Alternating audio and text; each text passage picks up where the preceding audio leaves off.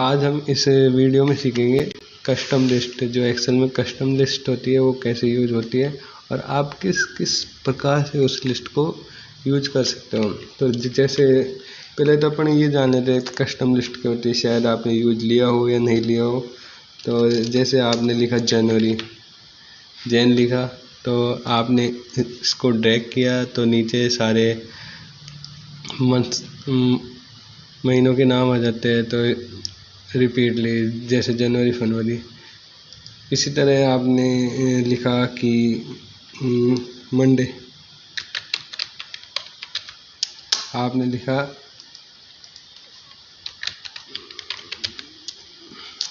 Monday लिखा, फिर आपने इसको नीचे ड्रैग किया तो सारे डेज के नाम आ गए। तो ये खास होता है और अपन इसको किस तरह से यूज ले सकते हैं।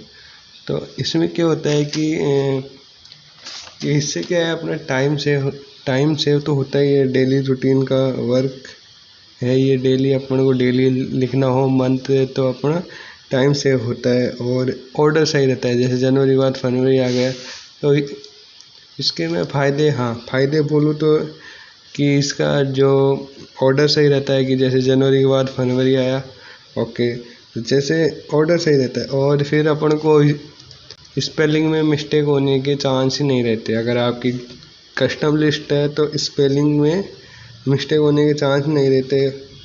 और आपके डेली अगर आपको लिखना हो तो आप एक बार मंडे लिखो, नीचे ड्रैग कर दो, ठीक है। और एक बार सेट हो गया तो फिर आप बार बार यूज लो। तो ये तो हो गए जनवरी, फरवरी और मंडे, ट्यूसडे। तो अपन इसको अपने काम में कैसे यूज लेंगे तो वो मैं बताऊं। जैसे आप अपने एम्प्लॉय का डाटा रखते हो तो एम्प्लॉय के डाटा के लिए आप सारे एम्प्लॉय का नाम रख लो। और फिर बाद में आप अगर उनका नाम अगर आप रोज़ रोज़ डालते हो तो उसके लिए मैं आपको बताऊंगा कि कस्टम लिस्ट कैसे तैयार होती है। जैसे ये तैयार होती है, जैसे अपन अपने नाम की, सिटी की, सब्जेक्ट की। तो आपने जैसे डाला साइंस, आपने जैसे डाला हिंदी, तो हिंदी डाला और फिर आपने ड्रैग किया तो सारे सब्जेक्ट आ जाने चाहिए। तो अपन देखेंगे कि ये कैसे लिस्ट बनती है। तो चलिए, तो इसके लिए अपन सेटिंग में जाएंगे।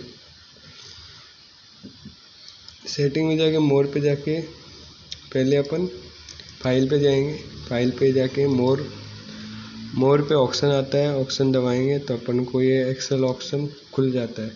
इसमें अपन एडवांस में जाते हैं।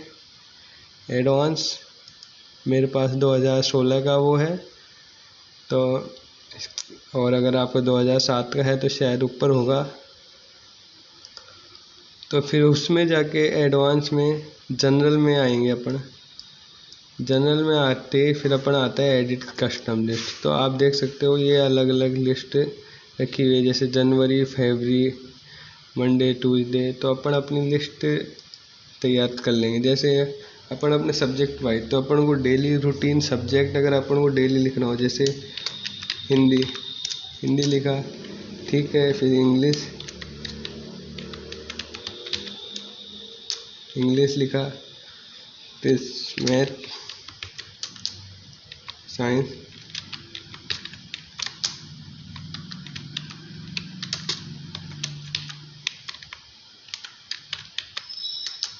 और संस्कृत।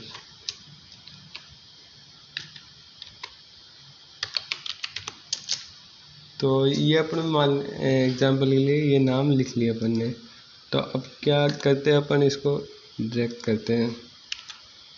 तो अपन ने ऐड किया तो ये ऐड हो गई। तो अब देखते हैं, ओके, तो ये सेव हो गई। तो अपन ने अब हिंदी पे जाके किया तो अपने इंग्लिश, मैथ, साइंस, जैसे अब अपन साइंस लिखते हैं, ठीक है। इसको नीचे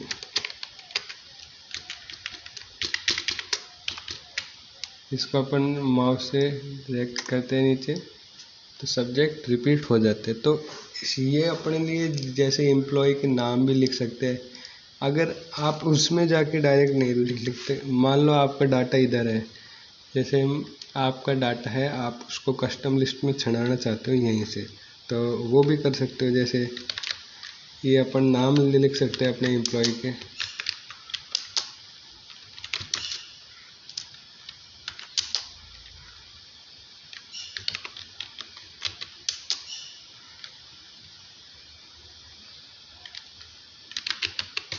तो अपन ने ये नाम लिख लिया। अब इनको अपन को छंडाना है तो उसमें ये भी ऑप्शन आता है कि अपन छंडा सकते हैं। तो ऑप्शन में जाइए, फिर एडवांस, फिर वहीं जाके अपन को उसमें एडिट कस्टम लिस्ट में आता है इंपोर्ट। इंपोर्ट कहाँ से लेना है, तो इंपोर्ट अपन को यहाँ से लेना है। तो ये इंपोर्ट हो गया, तो इसको इंपोर्ट कर दीजिए। तो अपन के कपिल अमित राम श्याम ही आ जाता है। ठीक है, ओके कर दिया। तो इसको अब सेव करेंगे। तो जैसे आप अमित का नाम डालोगे, अमित को फिर आप नीचे कर दोगे, तो ये आपके सारे नाम आ जाते हैं। तो रिपीटली, तो दोस्तों ये बहुत ही काम की चीज़ है। इससे क्या है कि आप अपने एम्प्लॉय का नाम, सब्जेक्ट का नाम, जैसे आपके अगर डेली रूटीन में आने वाले काम के लिए जो आप रोज डाटा की एंट्री करते हो, वो आपकी सेव होगा टाइम।